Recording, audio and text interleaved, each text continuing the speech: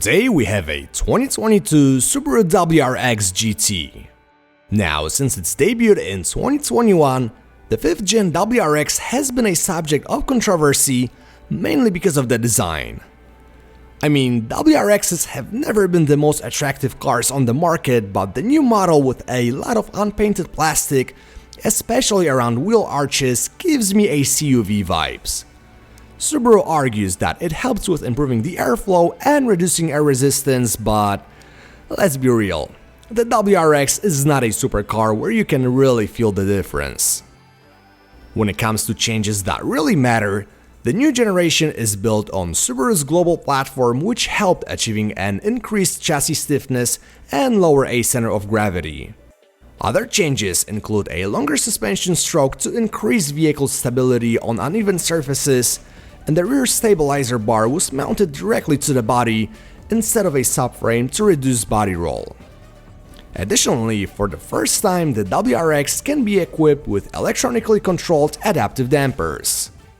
The new model also features a 2.4-liter turbocharged 4-cylinder boxer delivering 271 horsepower at 5600 RPM and 258 pound-feet of torque from 2000 RPM up to 5200 RPM. The power obviously goes to all wheels via a 6-speed manual transmission or a CVT, which Subaru calls a Subaru Performance Transmission. Alright, but more on how those changes affect the driving characteristics when we get into driving impressions. First, let's jump inside and talk about the interior space.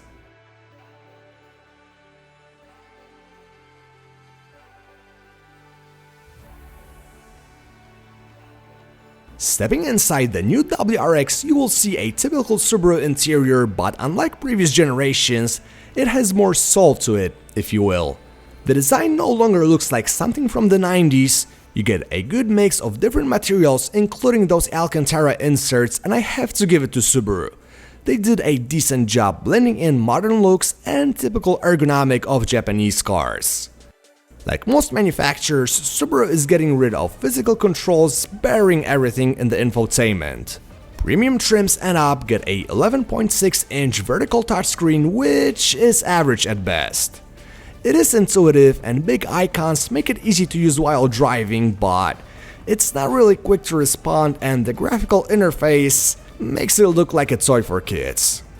The GT trim that I tested gives you a heated Recaro bucket seats which provide amazing support and are relatively comfortable, but the driving position is a little too high for my liking. Now moving to the back, you get a good amount of legroom and headroom, so two adults should have no issues fitting back here. It's also nice to see a couple of USB-A ports, but sadly, no climate vents. Lastly, the trunk. It offers 12.5 cubic feet of space, but if you need extra volume, the backseat does split 60-40. Alright, so that was the interior of the new WRX. Let's take it on the road now and see how it drives.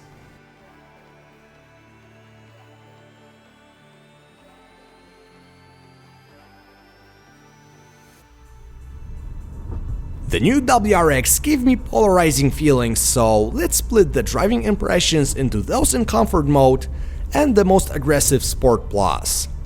In comfort, the WRX is a pretty good daily. The visibility through the cabin is great, all surfaces that you touch are made of soft materials and there isn't much wind noise coming inside. The suspension does feel on a stiffer side, but it's totally acceptable. You get a decent amount of low-end torque from the engine, which is good for everyday driving, and the transmission works like a typical CVT, always keeping you in the optimal rev range. In terms of fuel economy, I averaged 19 miles per gallon in the city, 26 on highway, and 22 combined.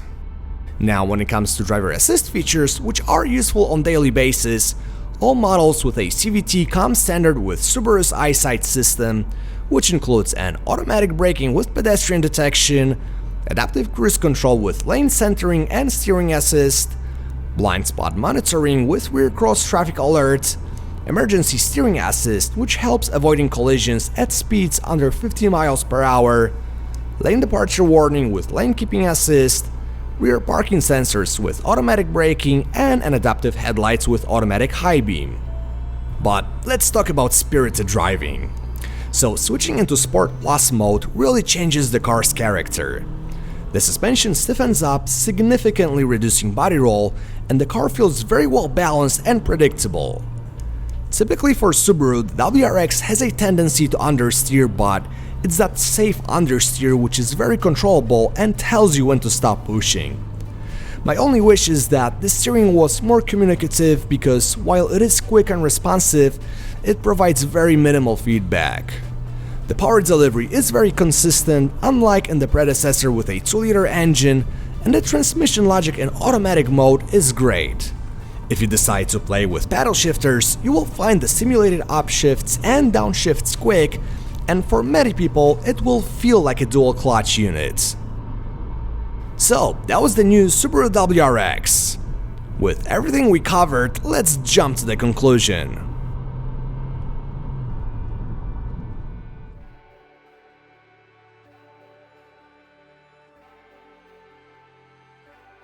The new WRX is a really good all-around sports car to live with.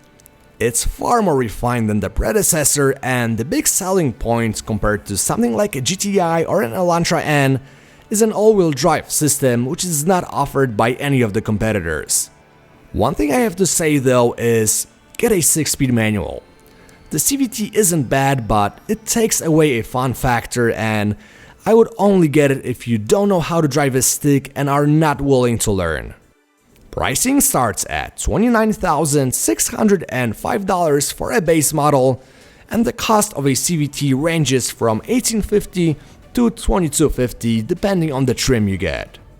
If you wonder how I would spec out my WRX, click the link in the description.